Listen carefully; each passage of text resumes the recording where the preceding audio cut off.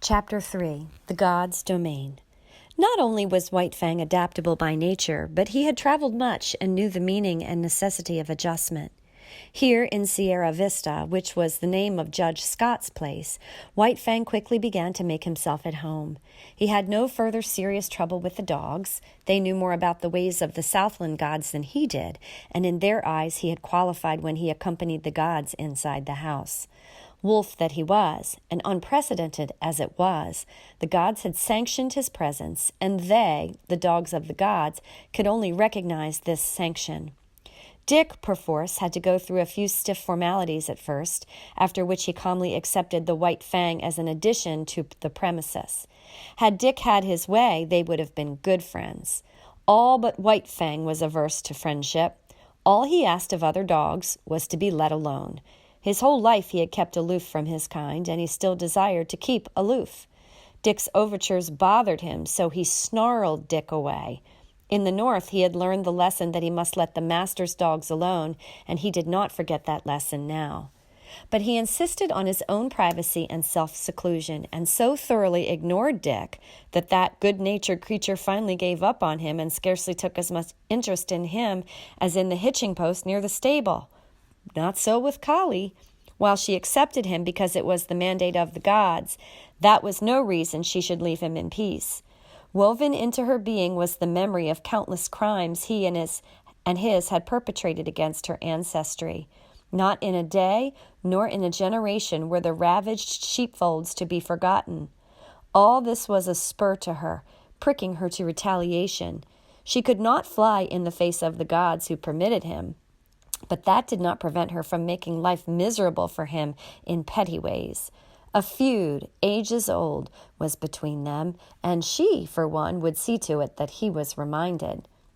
So Kali took advantage of her sex to pick on White Fang and maltreat him. His instinct would not permit him to attack her, while her persistence would not permit him to ignore her. When she rushed at him, he turned his fur-protected shoulder to her sharp teeth and walked away stiff-legged and stately.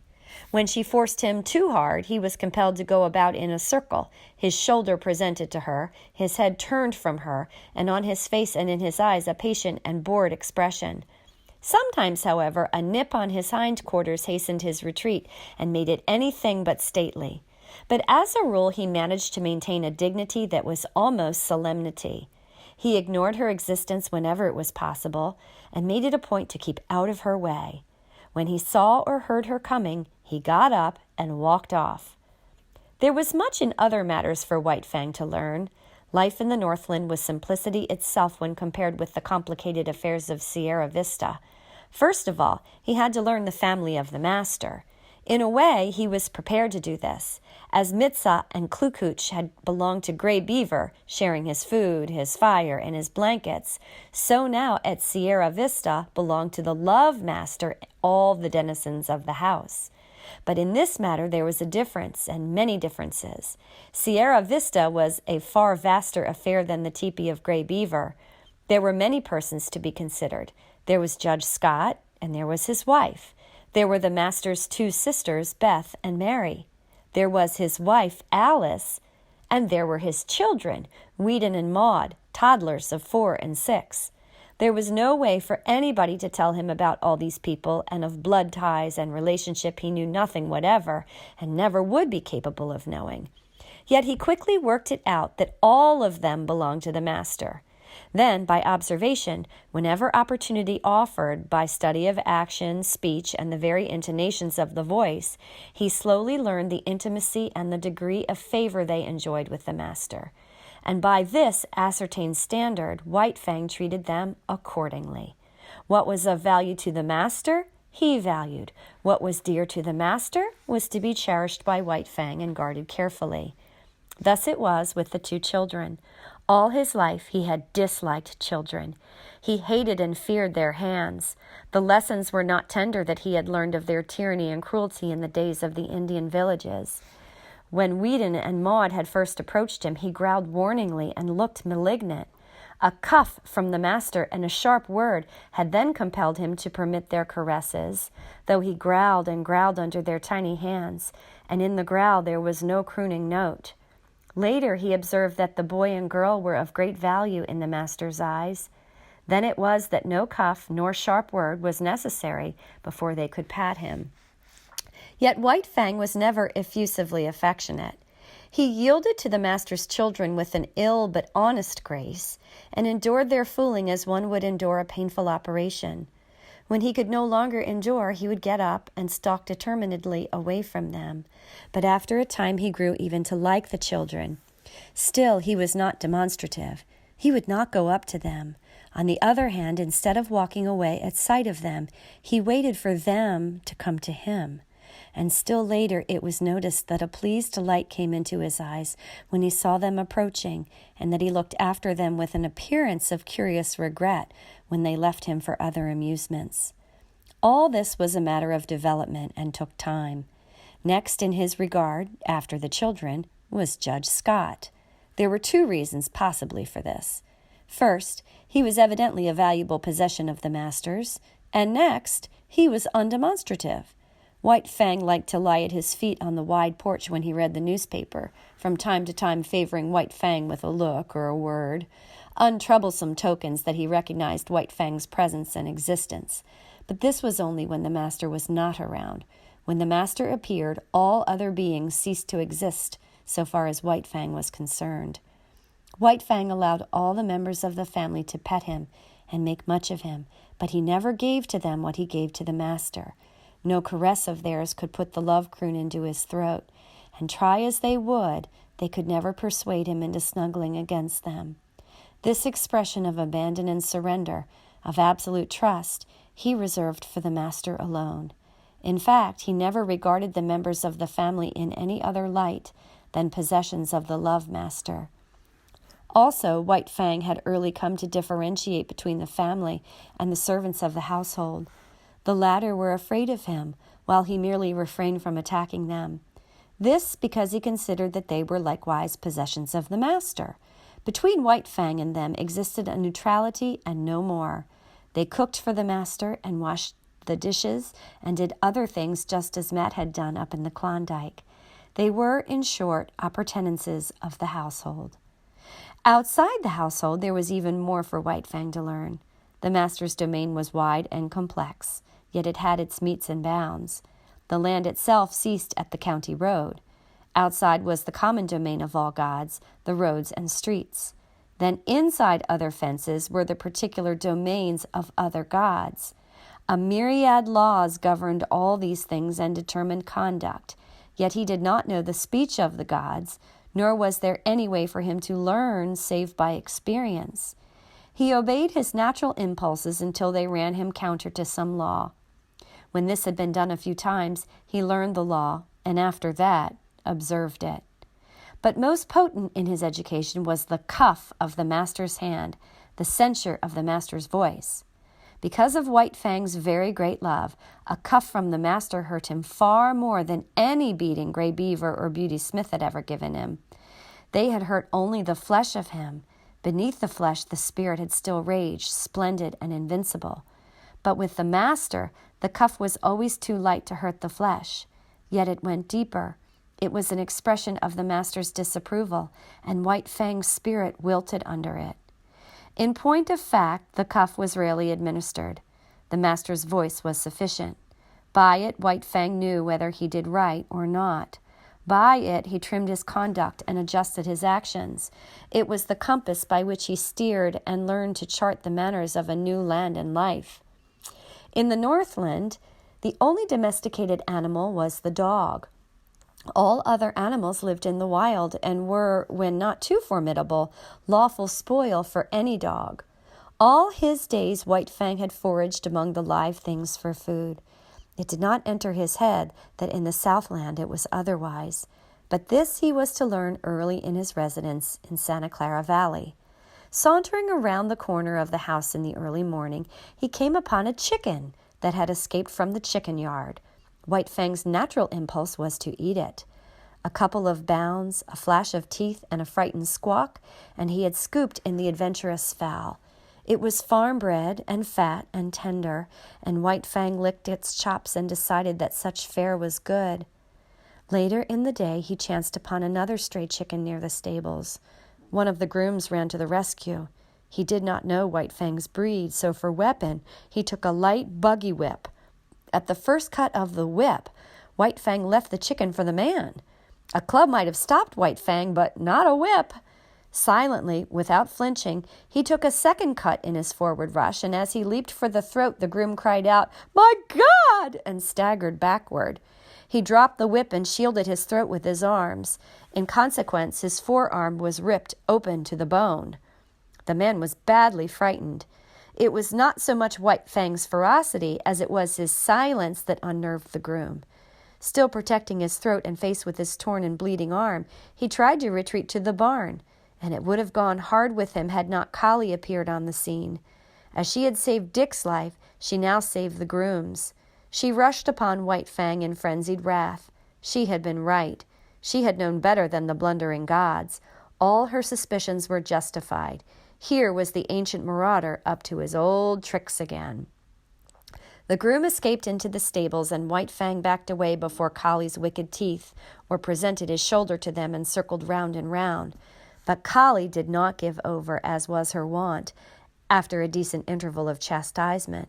On the contrary, she grew more excited and angry every moment, until in the end White Fang flung dignity to the winds and frankly fled away from her across the fields. "He'll learn to leave chickens alone," the master said, "but I can't give him the lesson until I catch him in the act." 2 nights later came the act, but on a more generous scale than the master had anticipated. White Fang had observed closely the chicken yards after the habits of the chickens.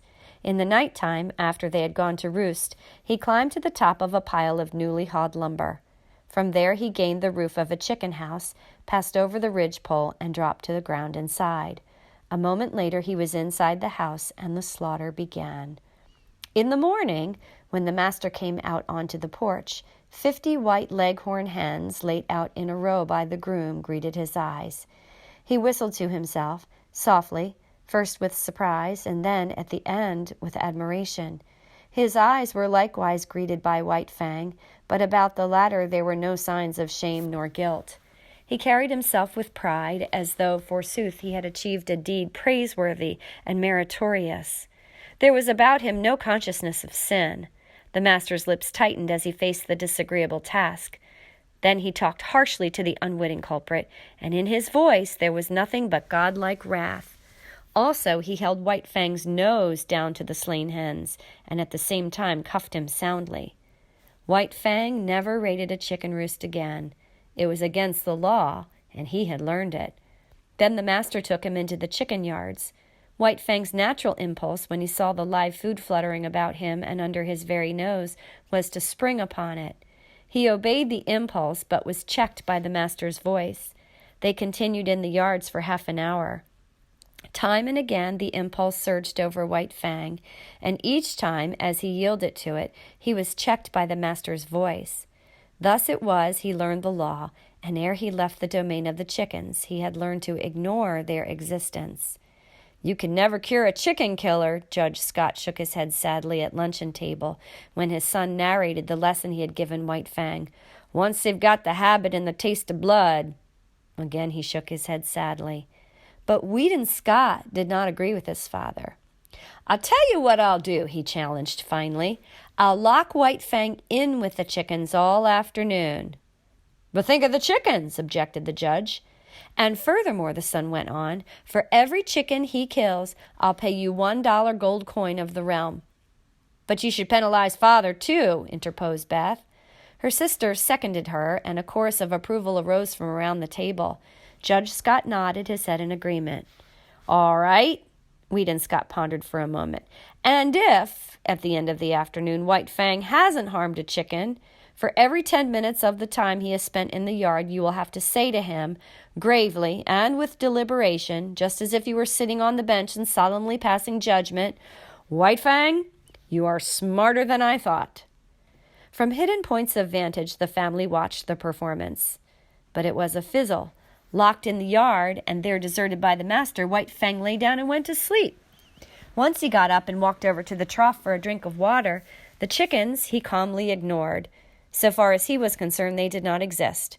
At 4 o'clock, he executed a running jump, gained the roof on the chicken house, and leaped to the ground outside, whence he sauntered gravely to the house. He had learned the law, and on the porch before the delighted family, Judge Scott, face to face with White Fang, said slowly and solemnly 16 times, "White Fang, you are smarter than I thought." But it was the multiplicity of laws that befuddled White Fang and often brought him into disgrace. He had to learn that he must not touch the chickens that belonged to other gods. Then there were cats and rabbits and turkeys. All these he must let alone. In fact, when he had but partly learned the law, his impression was that he must leave all live things alone. Out in the back pasture, a quail could flutter up under his nose unharmed. All tense and trembling with eagerness and desire, he mastered his instinct and stood still. He was obeying the will of the gods. And then, one day, out in the back pasture, he saw Dick start a jackrabbit and run it. The master himself was looking on and did not interfere. Nay, he encouraged White Fang to join in the chase, and thus he learned that there was no taboo on jackrabbits. In the end, he worked out the complete law. Between him and all domestic animals there must be no hostilities. If not amity, at least neutrality must obtain. But the other animals, the squirrels and quail and cottontails, were creatures of the wild who had never yielded allegiance to man. They were lawful prey of any dog. It was only the tame that the gods protected, and between the tame, deadly strife was not permitted. The gods held the power of life and death over their subjects, and the gods were jealous of their power. Life was complex in the Santa Clara Valley after the simplicities of the Northland, and the chief thing demanded by these intricacies of civilization was control, restraint, a poise of self that was as delicate as the fluttering of gossamer wings and at the same time as rigid as steel. Life had 1,000 faces, and White Fang found he must meet them all.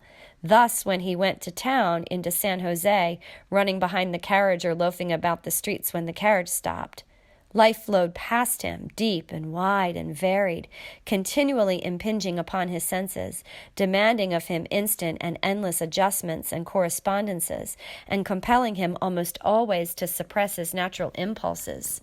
There were butcher shops where meat hung within reach. This meat he must not touch.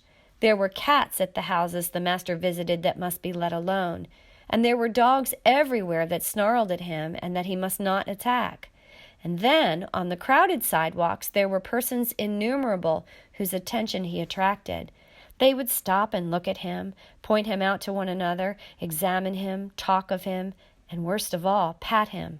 And these perilous contacts from all these strange hands he must endure. Yet this endurance he achieved. Furthermore, he got over being awkward and self-conscious. In a lofty way, he received the attentions of the multitudes of strange gods. With condescension, he accepted their condescension. On the other hand, there was something about him that prevented familiarity. They patted him on the head and passed on, contented and pleased with their own daring. But it was not all easy for White Fang. Running behind the carriage in the outskirts of San Jose, he encountered certain small boys who made a practice of flinging stones at him. Yet he knew that it was not permitted him to pursue and drag them down. Here he was compelled to violate his instinct of self-preservation, and violate it he did, for he was becoming tame and qualifying himself for civilization. Nevertheless, White Fang was not satisfied with the arrangement. He had no abstract ideas about justice and fair play, but there is a certain sense of equity that resides in life, and it was this sense in him that resented the unfairness of his being permitted no defense against the stone throwers. He forgot that in the covenant entered into between him and the gods, they were pledged to care for him and defend him. But one day the master sprang from the carriage, whip in hand, and gave the stone throwers a thrashing. After that they threw stones no more, and White Fang understood and was satisfied. One other experience of similar nature was his. On the way to town, hanging around the saloon at the crossroads, were 3 dogs that made a practice of rushing out upon him when he went by. Knowing his deadly method of fighting, the master had never ceased impressing upon White Fang the law that he must not fight. As a result, having learned the lesson well, White Fang was hard put whenever he passed the crossroads saloon.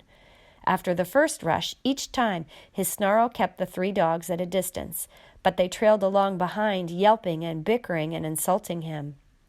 This endured for some time. The men at the saloon even urged the dogs on to attack White Fang. One day they openly sicked the dogs on him. The master stopped the carriage. "Go to it," he said to White Fang. But White Fang could not believe. He looked at the master, and he looked at the dogs. And then he looked back eagerly and questioningly at the master. The master nodded his head. "Go to them, old fella. Eat 'em up." White Fang no longer hesitated. He turned and leaped silently among his enemies. All 3 faced him. There was a great snarling and growling, a clashing of teeth and a flurry of bodies. The dust of the road arose in a cloud and screened the battle. But at the end of several minutes, 2 dogs were struggling in the dirt, and the 3rd was in full flight. He leaped a ditch, went through a rail fence, and fled across a field. White Fang followed, sliding over the ground in wolf fashion and with wolf speed, swiftly and without noise, and in the center of the field he dragged down and slew the dog. With this triple killing, his main troubles with dogs ceased. The word went up and down the valley, and men saw to it that their dogs did not molest the fighting.